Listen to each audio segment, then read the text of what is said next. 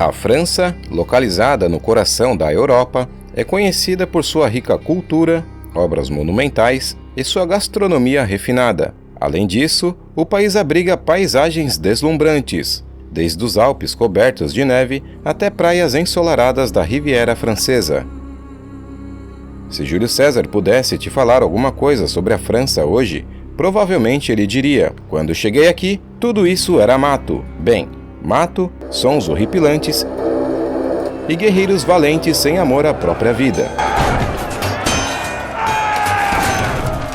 E de fato essa seria uma observação nua e crua do que os romanos enfrentaram ao desbravarem as densas florestas gaulesas. Isso porque ela era habitada por diversas tribos celtas. Além do mais, muitas dessas tribos nasceram líderes de renome, e esses líderes causaram prejuízos enormes aos romanos. E isso antes da Gália ser conquistada, como por exemplo, Breno, o chefe gaulês que liderou a invasão de Roma em 390 a.C., conhecido por sua frase Vae Victis, que significa ai dos vencidos. Ele violentou as mulheres de Roma, além de extorquir o povo a dar somas enormes de ouro para deixá-los em paz. Felizmente, ele foi derrotado por Marco Fúrio Camilo.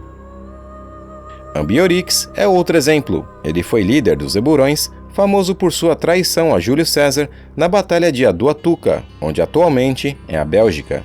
Mas nenhum deles foi tão famoso como Vercingetorix, líder gaulês que unificou as tribos contra Júlio César na Guerra da Gália contra os romanos. Sua resistência e coragem o tornaram um símbolo da luta pela liberdade gaulesa, e inclusive ele foi a inspiração para a criação do gaulês mais amado da França, o Asterix. Panoramix?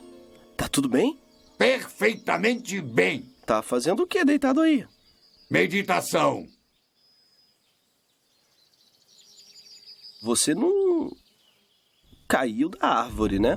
Há muito pouco material sobre ele, mas no ano de 2001 fizeram um filme chamado A Lenda de um Guerreiro, que fala sobre a luta de Vercingetorix contra os romanos. O gaulês é interpretado pelo lendário Christopher Lambert, e quem é das antigas lembrará desse ator como o eterno Highlander.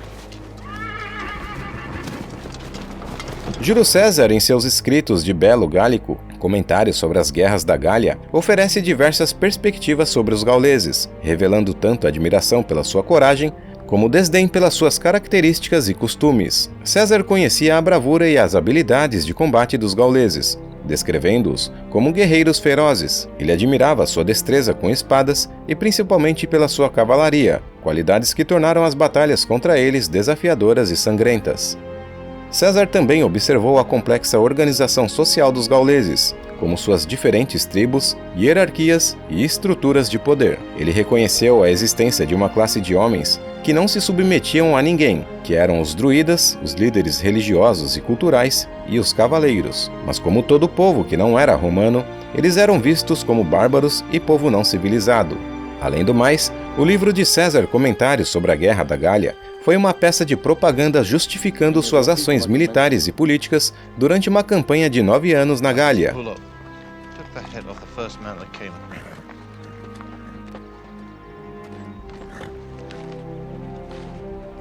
César não estava interessado na etnografia celta em si, mas sim nas questões políticas e sociais da elite que eram relevantes para os interesses romanos.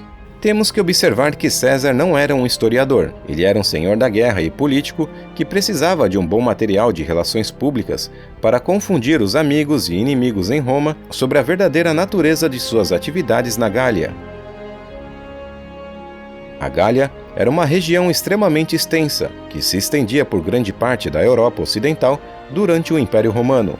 No seu auge, a Gália compreendia aproximadamente os territórios que hoje formam a França, e quase sua totalidade fazia parte da Gália, a Bélgica, todo o território da Bélgica moderna estava sob domínio da antiga Gália, Luxemburgo, devido ser um país pequeno, todo o território de Luxemburgo também era parte da Gália na época da dominação romana.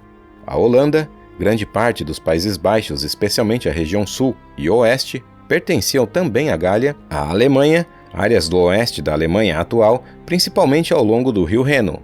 A Suíça, uma parte ocidental que incluía as cidades de Genebra e Lausanne, e por fim, a Itália, uma pequena parte do noroeste da Itália conhecida como Gália Cisalpina, também era considerada parte da Gália. Em especial onde hoje está a famosa Cidade Luz, Paris era chamada pelos romanos de Lutécia, e lá foi um próspero assentamento gaulês às margens do rio Sena.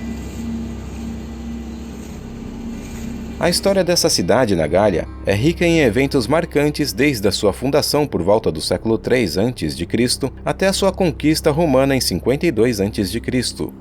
O primeiro registro com esse nome que se tem conhecimento foi feito por Júlio César. Acredita-se que a origem do nome Lutécia vem da palavra lutum, que significa lama, possivelmente uma referência ao terreno pantanoso onde a cidade se originou. Os gauleses que habitavam essa região da Lutécia eram chamados de Parisi. Por conta do nome desse povo, fica fácil entender por que hoje a cidade se chama Paris. Esses gauleses habitavam a região que atualmente se chama Ilha da Cidade, uma famosa ilha no rio Sena, onde hoje está a Catedral de Notre-Dame. Essa cidade gaulesa era um importante centro comercial e religioso com um mercado central, e os habitantes de lá foram convocados por Vercingetorix numa coalizão para deterem os romanos, mas infelizmente eles perderam, ou felizmente, depende do ponto de vista. Sob o domínio romano, a Lutécia se tornou uma importante cidade administrativa, militar e comercial. A cidade foi expandida para a margem esquerda do rio Sena com a construção de novos fóruns, templos, aquedutos e um anfiteatro, passando por um processo de romanização. Nos anfiteatros e nas arenas de combate, os gladiadores representavam os inimigos dos romanos. Por isso, existiam diversos tipos de gladiadores. Se o prisioneiro de guerra da nação conquistada tinha aptidão para a luta, ele iria direto para a arena. E os gauleses eram representados pelos gladiadores chamados de galos, mas depois que a Gália se tornou uma aliada de Roma, eles foram proibidos de serem representados nas arenas. Acredita-se que eles foram substituídos pelos murmilos. Com o passar dos anos e quando a administração imperial romana entrou em colapso, a Gália foi lenta e parcialmente germanizada. E a Gália ficou sob domínio da dinastia dos Merovingios, de origem franca, e eles, por sua vez, se tornaram os primeiros reis da França. Clovis I foi o primeiro desses reis, coroado poucos anos depois da queda do Império Romano do Ocidente. Bom, pessoal, eu tentei abordar os pontos mais interessantes desse povo que tem uma história gigantesca. Espero que tenham gostado e até o próximo vídeo.